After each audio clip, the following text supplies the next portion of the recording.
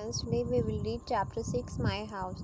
Students, in this chapter we observe that the author is put in an uncomfortable situation where he has to give up his comfort and his privacy. Okay, from then he encounters with an entertaining experience for the reader.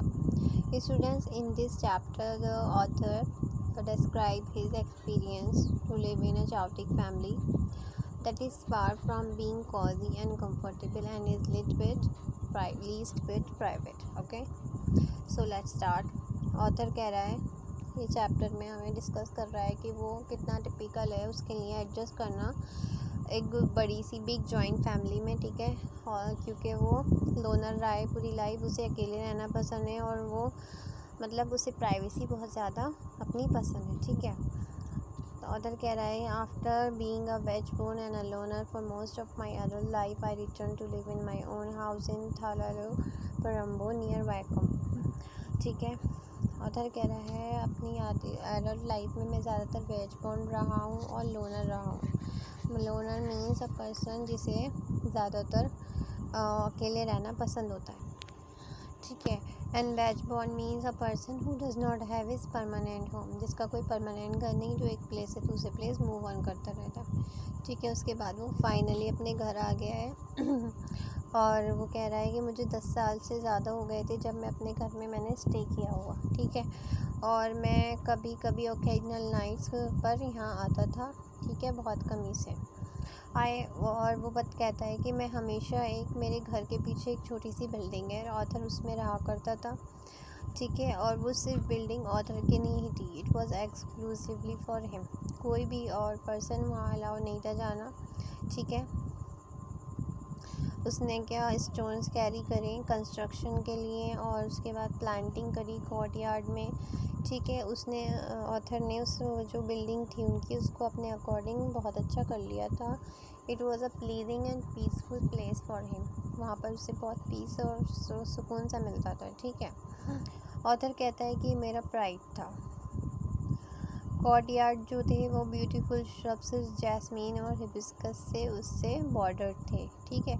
Corners में guava trees थी और बहुत सारे trees थे और वहाँ पर उसने कुछ बनाना ट्रीज़ भी लगा दिए थे, कोकोनट पाम भी लगा लिए थे, ठीक है। और 2 पॉन्ड्स थे बैकयार्ड में, एक ड्रिंकिंग के लिए और एक बाथिंग के लिए। उस ऑथर कहता है, मेरी बिल्डिंग का जो लॉक था वो हमेशा ज़्यादातर जो है गेट था वो हमेशा लॉक ही रहता था और जो भी आसपास के जाने वाले जो थे पासर्स जो थे वो सिर्फ उसकी बहुत ही कमी से एक ग्लिम्स एक झलक ही देख पाते थे मेरे घर की, ठीक है। और मैं वहाँ हमेशा रहता था, मेरा खुद का था और मैं वहाँ सिट करता था, बैठता था कंटेंटली और अच्छे से राइटिंग करता था, रीडिंग भी कर लेता था। कभी कभी कोर्टयार्ड में घूमता था, अपने प्लांट्स वगैरह का ध्यान रखता था,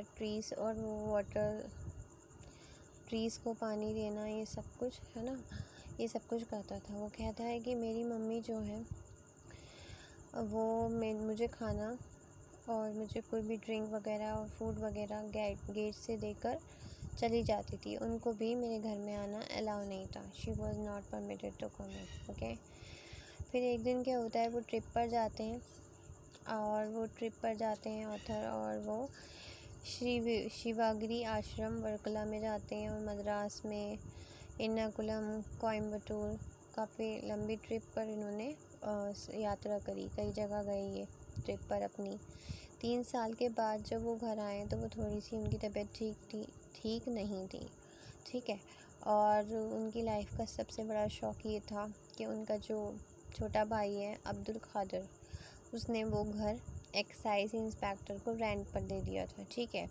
श्री रमन कुट्टी जिनका नेम है, और जो जेंटलमैन थे उन्हें घर बहुत पसंद था और वो घर छोड़ने के लिए राज़ी नहीं थे, हालांकि उन्हें अगर दूसरा घर मिल जाए तो, ठीक है। इससे क्या हुआ, बहुत प्रॉब्लम हुई और उनके ऑथर के पास अब कोई अलग अल्टरनेटिव नहीं था, बस उसे क्या करना पड़ा, मेन हाउस जो है उनका वहीं पर जाना पड़ा, क्योंकि उस टाइम पर जब उन्हें पूरी कंप्लीट रेस्ट की ज़रूरत थी और पीस की, ताकि उनकी हेल्थ फिर से गेन हो, और वो इस टाइम क्या नॉइस के बीच में थे, बहुत ही ज़्यादा। वहाँ पर जो उनका मेन घर था, फैमिली हाउस, वहाँ बहुत ज़्यादा भीड़ थी और बहुत ज़्यादा शोर वगैरह रहता था। ऑथर की फैमिली एक स्मॉल बिल्डिंग है, फैमिली हाउस जो था स्मॉल बिल्डिंग थी, ठीक है। और उसके पर्सन से हम इंट्रोड्यूस कराते हैं।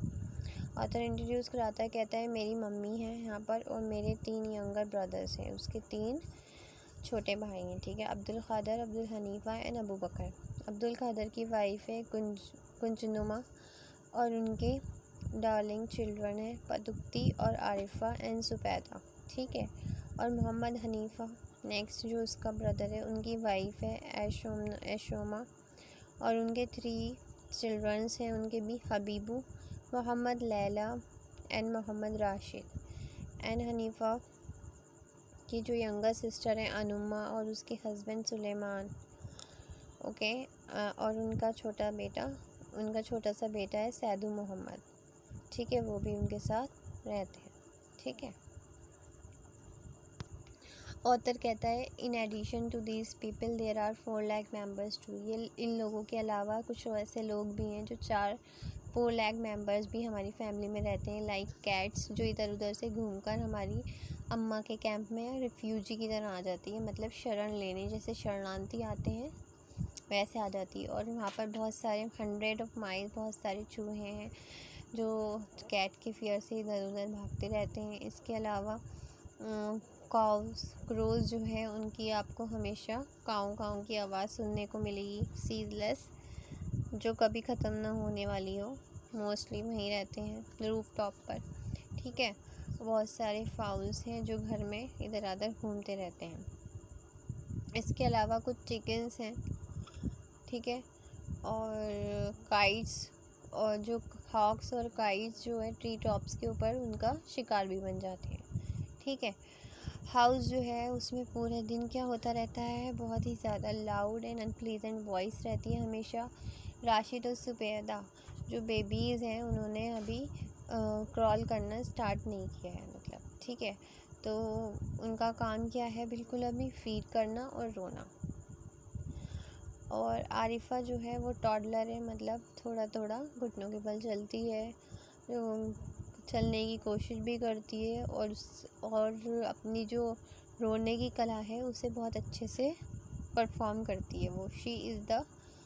She pursues the art of crying very diligently. बहुत अच्छे से वो रोती है, मतलब बहुत अच्छे से अपनी आर्ट ऑफ क्राइंग को कैरी करती है। इसके अलावा लैला एंड सैदू मोहम्मद, तो ये थोड़े से बड़े हैं और एक्सपीरियंस क्रायर हैं, इनको बहुत अच्छे से रोना आता है, मतलब ये भी बहुत रोते हैं। लेकिन अबी एंड पदुक्ती वो सोचते हैं कि हम आराम से अपनी नॉइज़ क्रिएट करें। वो रोते नहीं हैं लेकिन वो शोर शराबा करने में कोई कमी नहीं छोड़ते हैं। तो ऑथर कहता है crying children, blabbering women, praying cats, clucking hands, cawing crows. और अब इतनी सब चीज़ों के साथ अब आपको क्या चाहिए, मतलब रोते हुए बच्चे। ब्लैबरिंग वीमेन मीन्स फालतू बोलती हुई। ब्लैबरिंग होता है टू टॉक एक्सेसिवली एंड थॉटलेसली, मतलब फालतू बोलना बिना किसी बात से, जो वीमेंस वगैरह अक्सर बातें करती रहती हैं हमेशा। प्रेइंग कैट्स, शिकार करती हुई कैट्स। हैंड्स हैं हमारी वहाँ पर, क्रोज हैं जो हमेशा काऊ काऊ करते रहती हैं। तो कहता है इसके अलावा भी आपको और क्या चाहिए। इस सब के साथ वहाँ पर क्या है, एक गॉड है इन सब के बाद जिसके बारे में ऑथर मेंशन करना भूल गया। एक brand coloured energetic Naini God है ये, ठीक है। और ये उनके घर में आ जाती है, खुद ही किचन में चली जाती है, ब्रेकफास्ट वगैरह ले लेती है, अपने लिए खाना जो भी तरह से खा लेती है, घर के अंदर ऐसे एंटर कर जाती है जैसे उनका ही घर हो गया, फियरलेसली, बिना किसी डर के, ठीक है।